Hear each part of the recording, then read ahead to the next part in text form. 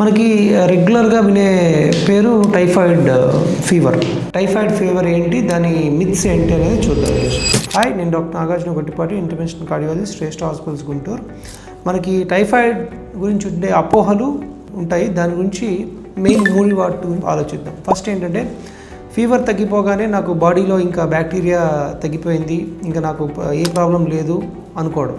అది కరెక్ట్ కాదు. ఎందుకంటే మనకి జ్వరం తగ్గిందంటే లోపల బ్యాక్టీరియా మల్టిప్లికేషన్ అది తగ్గి మన బాడీ ఇమ్యూనిటీ వల్ల కానీ మీరు వాడే ట్రీట్మెంట్ వల్ల కానీ ఫీవర్ తగ్గిపోయి ఉండొచ్చు.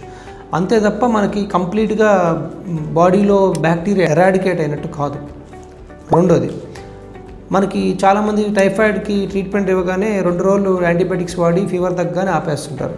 అది చాలా తప్పు. ఎందుకంటే బ్యాక్టీరియాని సగం చంపడం ఇంకా బ్యాక్టీరియా రెసిస్టెన్స్ని కాగేస్తుంది. ప్లస్ రెండోది, సివియర్ ఇన్ఫెక్షన్స్ వచ్చే అవకాశం ఉంటుంది. కంప్లీట్ కోర్స్ ఏదైతే మీకు సజెషన్ ఉందో వాడాలి. లేకపోతే అది సగం చచ్చిన పాములాగా మళ్ళీ తిరగబడుతుంది మన మీద.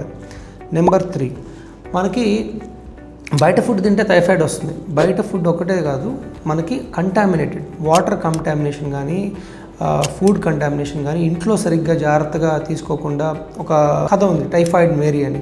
అంటే ఆవిడ ఏం చేశారంటే ఫుడ్ హ్యాండ్లింగ్, ఆవిడకి టైఫాయిడ్ ఉండడం వల్ల ఆ ఫుడ్ హ్యాండ్లింగ్ సరిగ్గా చేయకపోవడం వల్ల చాలామందికి టైఫాయిడ్ స్ప్రెడ్ చేశారు. సో అలా ఏంటంటే మెయిన్ ఫుడ్ హ్యాండిల్ చేసేవాళ్ళు చాలా జాగ్రత్తగా ఉండడం, క్లీన్ చేసుకోవడం, వాష్ చేసుకోవడం, ఈ జాగ్రత్తలను తీసుకుంటే మీరు సేఫ్గా ఉండడంతో పాటు మీరు ఇంకొక వాళ్ళని ఇన్ఫెక్ట్ కాకుండా ఉంటారు. సో మెయిన్ టైఫాయిడ్ ఫీవర్స్ మీకు సిమ్టమ్స్ మీకు కామన్గా తెలుసు. కడుపులో నొప్పి, వామిటింగ్స్, మోషన్స్ అవ్వడం.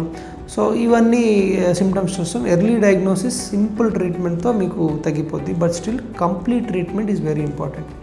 మనకి తగ్గింది కదా అని అత్యుత్సాహంతో ముందే ట్రీట్మెంట్ ఆపేయడం వల్ల కాంప్లికేషన్స్ ఎక్కువ వస్తాయి. Thank you.